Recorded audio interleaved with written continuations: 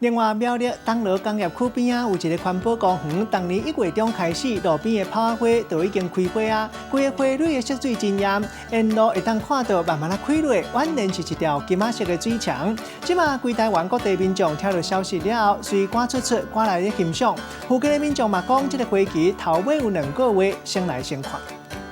苗栗119线路边的这个泡仔花已经大开了。金柑仔色的花蕊破伫个墙啊，安尼规竿垂落来，就敢若亲像一座金花水墙同款。线挖要几百公尺长，游客除了会当远看，嘛会当直接甲行入花丛内底，安尼互人亲像来到世外仙境咧。知道这是什么花吗？不知道只是觉得一片很漂亮。一片很漂亮。炮仗花，像鞭炮一样。哦，有像是这边的名产吗？其实东螺工业区环保公园的泡仔花，逐年拢会从1月就开始煞咧开，也若来到农历的过年前，就会大开。